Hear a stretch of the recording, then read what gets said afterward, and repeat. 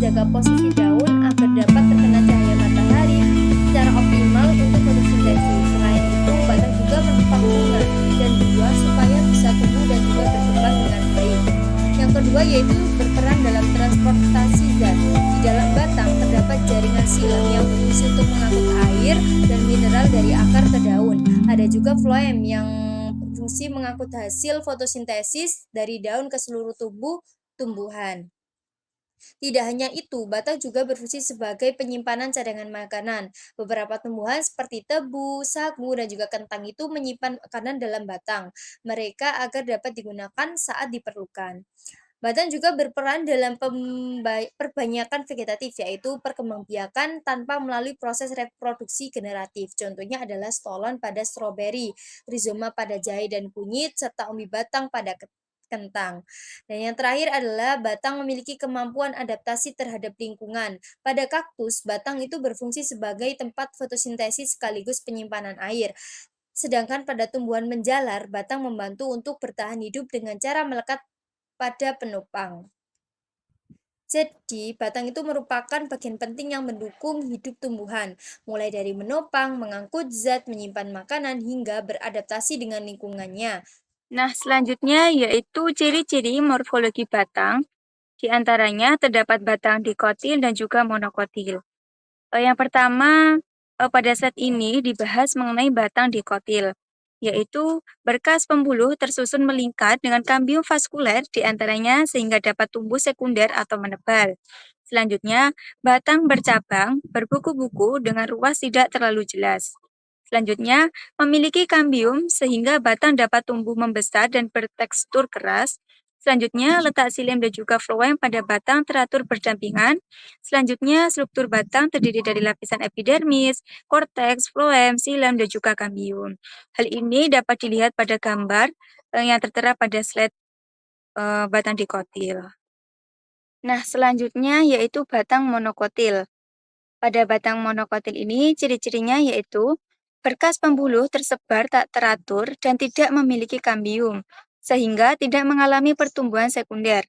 Selanjutnya, batang tidak bercabang dan memiliki ruas-ruas yang jelas sehingga tampak berkupu-kupu.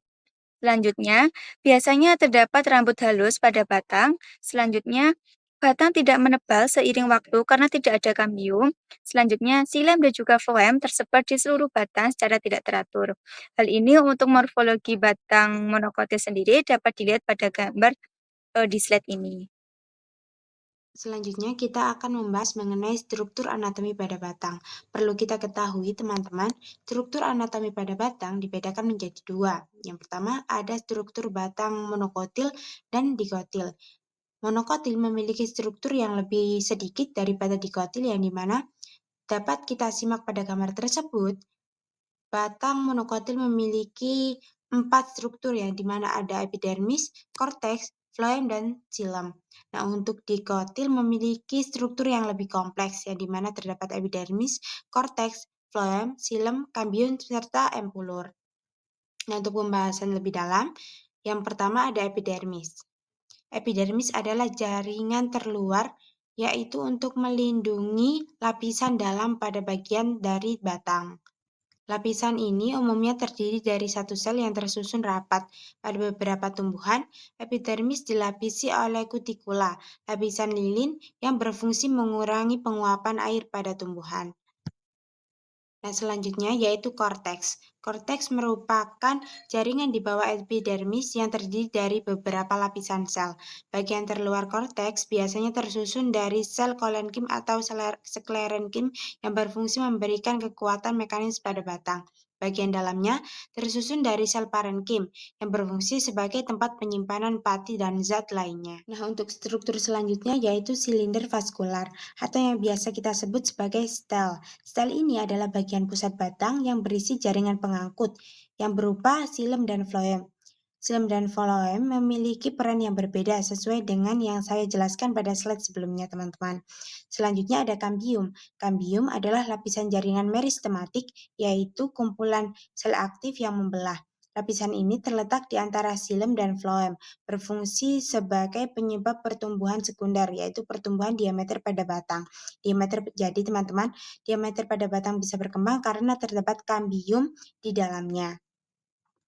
Untuk struktur selanjutnya yaitu empulur. Empulur merupakan jaringan parenkim yang terletak di bagian paling tengah dari batang, berfungsi sebagai tempat penyimpanan cadangan makanan bagi tumbuhan. Nah, pada slide selanjutnya yaitu terdapat bentuk-bentuk batang.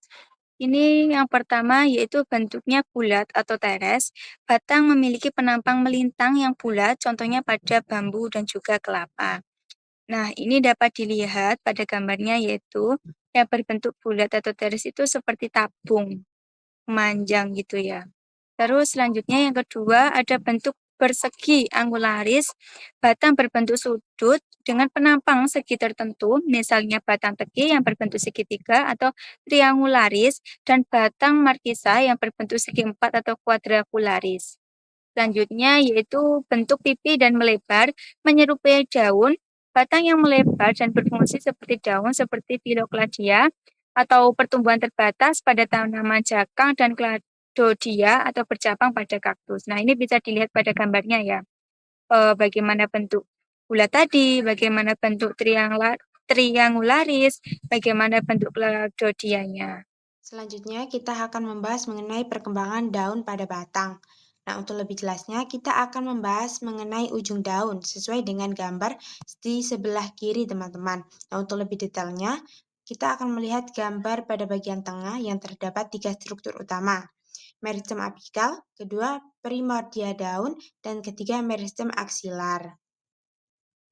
Nah, untuk tahapan perkembangan daun pada batang dimulai pada tahapan pertama, yaitu inisiasi primordium daun. Perkembangan daun dimulai dari inisiasi primordium daun ini, teman-teman, pada meristem apikal tunas. Primordium adalah benjolan kecil yang terbentuk dari sel-sel meristematik di sisi meristem apikal. Jadi pada meristem apikal terbentuk sel-sel meristematik yang berfungsi sebagai proses pertama yaitu inisiasi primordium daun untuk perkembangan daun pada batang. Nah, untuk proses kedua yaitu perkembangan awal, yang dimana primordium daun tumbuh dan berkembang menjadi tunas daun lebih tepatnya atau yang kita sebut sebagai leaf bud, dan akhirnya menjadi daun media yaitu foliar promerdium. Nah, untuk perkembangan selanjutnya yaitu diferensiasi jaringan. Saat daun berkembang, sel-selnya berdiferensiasi menjadi jaringan-jaringan yang baru yang lebih spesifik, teman-teman. Misalnya terjadi pada jaringan epidermis, yaitu jaringan pelindung, mesofil, yaitu jaringan tengah, dan jaringan vaskuler, berkas pembuluh. Nah, untuk tahap terakhir, yaitu perkembangan bentuk. Seiring dengan diferensiasi jaringan, daun juga mengalami perkembangan bentuk dan ukurannya khas untuk spesiesnya. Baik, slide selanjutnya adalah hubungan batang dengan organ lain. Yang pertama ada hubungan batang dan akar. Akar berfungsi menyerap air dan mineral dari dalam tanah yang sangat penting untuk kelangsungan hidup tumbuhan. Batang kemudian mengangkut air dan mineral tersebut dari akar menuju ke daun melalui jaringan xilem. Sebaliknya, hasil fotosintesis yang dihasilkan di daun berupa makanan ataupun glukosa dikirim kembali oleh batang ke akar melalui jaringan floem agar akar dapat tumbuh dan menjalankan fungsinya. Bisa dilihat pada gambar di samping. Dan yang kedua ada hubungan batang dengan daun. Daun melakukan fotosintesis dan menghasilkan glukosa sebagai sumber energi tumbuhan. Kemudian, batang berperan mengedarkan hasil fotosintesis ataupun makanan tersebut dari daun ke seluruh bagian tumbuhan melalui floem. Dengan demikian, batang berfungsi sebagai penghubung distribusi zat antara daun dan bagian lain tumbuhan, memastikan semua bagian tumbuhan mendapatkan nutrisi yang diperlukan. Dari gambar terlihat daun dan batang yang saling terhubung oleh pembuluh xilem dan floem. Jaringan ini membentuk sistem transportasi yang vital untuk pertumbuhan dan kelangsungan hidup tumbuhan.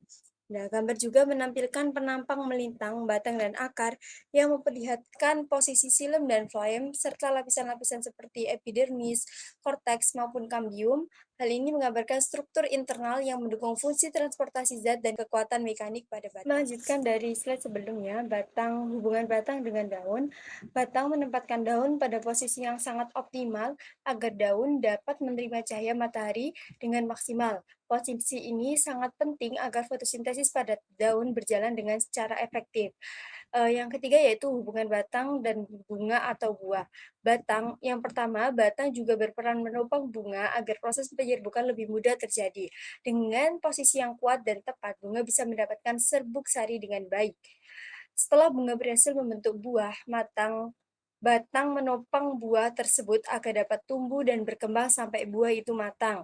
Batang mengalirkan zat hara dan energi ke bunga dan buah agar organ tersebut mendapatkan nutrisi yang diperlukan untuk proses pertumbuhan dan juga pemasakan. Dengan demikian, batang itu tidak hanya berperan sebagai penopang dan pengangkut air maupun makanan, tetapi juga sangat penting dalam mendukung fungsi reproduksi tumbuhan melalui perannya pada bunga dan juga buah. Baik teman-teman, usai sudah pembahasan kita mengenai morfologi pada batang.